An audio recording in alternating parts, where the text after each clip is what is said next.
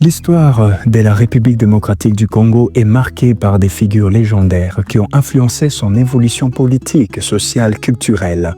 Des leaders révolutionnaires aux icônes de la musique. Ces hommes ont laissé une empreinte indélébile dans les cœurs des Congolais. Ils ont inspiré des générations, façonné l'identité nationale et porté les noms du Congo au-delà des frontières. Dans cette vidéo, nous vous présentons les 10 hommes les plus populaires de l'histoire de la RDC, en commençant par les numéros 10 jusqu'au plus grand de tous les temps. Ce classement ne se base pas uniquement sur la politique, mais aussi sur l'influence culturelle et musicale, car en RDC, l'art et la politique sont souvent liés. Suivez-nous jusqu'à la fin pour découvrir comment ces figures emblématiques ont écrit l'histoire du Congo et marqué l'imaginaire collectif. Sans plus tarder, entrons dans ces classements fascinants. Numéro 10, Papa Wemba. Impossible de parler des cultures congolaises sans mentionner Papa Wemba. Surnommé les rois de la sape, il a été un pionnier de la musique moderne congolaise et un ambassadeur de la rumba à travers le monde. Né en 1949, il a fondé le groupe Viva la Musica, qui a formé plusieurs artistes de renom. Son influence dépasse la musique. Il a popularisé la sape, un mouvement culturel qui valorise l'élégance vestimentaire. Son style flamboyant et son charisme ont inspiré des milliers de jeunes Congolais à travers les générations. Papa Wemba est aussi une figure tragique. Il s'est effondré sur scène en 2016, laissant derrière lui un immense héritage musical. Sa mort a été un choc national et international. Jusqu'à aujourd'hui, son nom reste synonyme des talents et des classes. Numéro 9. Koffi Olomide. Si la musique congolaise devait avoir un roi, Koffi Olomide en serait l'un. Des prétendants les plus sérieux. Né en 1956, il a dominé la scène musicale africaine pendant plus de 4 décennies avec son style unique, mélangeant rumba, soukou et ndombolo. Son charisme, son talent et son sens du spectacle lui ont permis d'être une figure incontournable du paysage musical congolais. Avec des albums cultes, il a su conquérir un large public. Numéro 8, Fally Ipupa. Fally Ipupa est sans doute la plus grande star musicale congolaise du XXIe siècle. Il a commencé sa carrière en tant que membre du groupe de Koffi Olomide avant de s'imposer en solo avec un style mélangeant rumba congolaise, afrobeat et pop urbaine. Son ascension fulgurante a fait de lui un ambassadeur de la musique congolaise sur la scène internationale. Il a conquis, avec plusieurs tubes, il a conquis les cœurs des mélomanes, bien au-delà des frontières du Congo. En plus de sa musique, Fally Ipupa est une figure influente grâce à son engagement humanitaire et son image moderne. Il est l'un des rares artistes congolais à remplir des salles mythiques. Il incarne la nouvelle génération d'artistes congolais qui exportent la culture du pays sur la scène mondiale. Numéro 7, Franco Luambo Makiadi. Avant Fally Ipupa et Koffi Olomide, Franco Luambo Makiadi était déjà une légende vivante de la musique congolaise. Né en 1938, il a révolutionné la rumba congolaise avec des paroles engagées et un style unique. À la tête des TP OK Jazz, il a composé des centaines de chansons qui ont marqué l'histoire du pays. Il chantait sur l'amour, la politique et les réalités sociales du Congo. Ces textes, souvent provocateurs, lui ont valu autant d'admiration que de controverses. Franco n'était pas seulement un musicien, il était aussi un chroniqueur de la société congolaise. Il dénonçait la corruption, les inégalités et les problèmes du peuple, ce qui lui a valu des tensions avec les pouvoirs de Mobutu. Il s'est éteint en 1989, mais son influence reste énorme. Beaucoup considèrent qu'il a posé les bases de la musique congolaise moderne. Numéro 6, Laurent Désiré Kabila. Laurent Désiré Kabila est l'homme qui a mis fin au règne de Mobutu Sese Seko en 1997 après une guerre éclair menée par l'Alliance des forces démocratiques pour la libération du Congo. Ces leaders charismatiques longtemps marginalisé, a su fédérer un mouvement de rébellion avec les soutiens de puissances étrangères comme les Rwanda et l'Ouganda. Son arrivée au pouvoir marque une rupture brutale avec l'ère Mobutu, mais ses premières années sont marquées par des tensions avec des anciens alliés. Il s'est distancié du Rwanda et de l'Ouganda, provoquant la Seconde Guerre du Congo, 1998-2003, les plus grands conflits africains de l'histoire.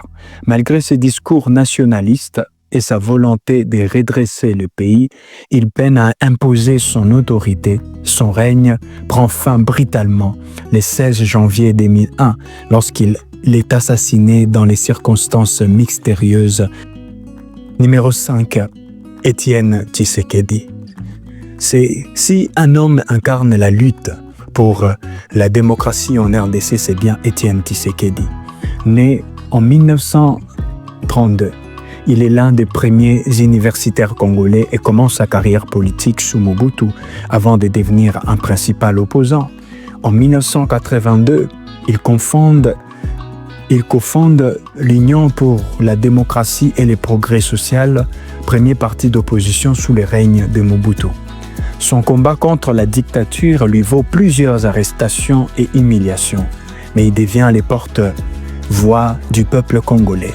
Il est le premier ministre à plusieurs reprises dans des contextes instables. Même après la chute de Mobutu, il continue de dénoncer les dérives des nouveaux régimes, notamment sous Laurent Désiré Kabila, Joseph Kabila. Ses partisans les considèrent comme les pères de la démocratie congolaise. Il se présente à l'élection présidentielle de 2011, mais ne reconnaît pas les résultats.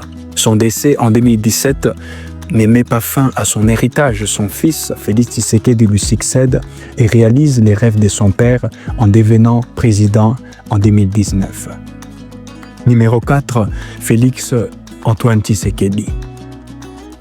Fils d'Étienne Tshisekedi, Félix Tshisekedi est devenu président de la RDC en 2019, après une élection controversée. Bien qu'il ait longtemps vécu dans l'ombre de son père, il a su se forger un destin politique propre. Né en 1963, il grandit dans un contexte de luttes politiques intenses. Il prend la tête de l'UDPS après le décès de son père et devient l'un des principaux opposants du régime de Joseph Kabila. Lors des élections de 2018, il est déclaré vainqueur, mais beaucoup pensent que son élection résulte d'un accord avec Kabila pour éviter une crise post-électorale. Numéro 3, Joseph Kabila. Joseph Kabila est une figure incontournable de l'histoire récente de la RDC. Il accède au pouvoir en 2001, à seulement 29 ans, après l'assassinat de son père, Laurent Désiré Kabila. Beaucoup le considèrent d'abord comme inexpérimenté, mais il parvient à s'imposer dans un pays plongé dans la guerre.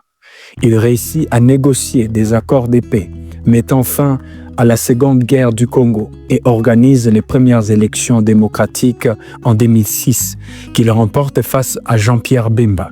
Son règne est marqué par la reconstruction du pays, mais aussi par des contestations grandissantes. En 2011, il est réélu dans un scrutin très critiqué. Son refus de quitter le pouvoir à la fin de son mandat en 2016 entraîne des tensions. Finalement, en 2018, il accepte de céder la place à Félix Tshisekedi, devenant le premier président congolais à quitter le pouvoir pacifiquement. Discret depuis son départ, il reste une figure influente avec un vaste réseau politique et économique. Numéro 2, Mobutu Sese Seko. Pendant plus de 32 ans, Mobutu Sese Seko a régné son partage sur les Zaïre. L'actuel RDC, né en 1930, il prend le pouvoir en 1965 après un coup d'État contre Joseph Kasavubu et instaure une dictature basée sur les cultes de la personnalité. Il impose la zaïrianisation, remplaçant les noms européens par des noms africains et interdisant les tenues occidentales. Il centralise les pouvoirs, élimine ses opposants et accumule une immense fortune, tandis que le pays plonge dans la misère. Pendant la guerre froide, il est soutenu par l'Occident comme rempart contre le communisme. Mais après la chute du bloc soviétique, il prend ses alliés. En 1997, une rébellion menée par Laurent Désiré Kabila les renverse. Il meurt en exil au Maroc en 1997. Malgré la corruption et la répression, Mobutu reste une figure mythique. Son style, son charisme et son règne, son partage font de lui des personnages les plus marquants de l'histoire de la RDC. Numéro 1, Patrice Lumumba. Patrice Lumumba est le héros national congolais par excellence. Premier ministre du pays en 1960, il incarne la lutte pour l'indépendance face au colonialisme belge. Son discours du 30 juin 1960, lors de la proclamation de l'indépendance, est resté célèbre pour son ton combatif. Il dénonce l'oppression coloniale et prône pour une souveraineté totale. Cette audace lui vaut rapidement des ennemis, notamment en Belgique et aux États-Unis. Quelques mois après l'indépendance, les pays plongent dans les chaos. Le Katanga lui fait sécession. Lumumba est renversé par un coup d'État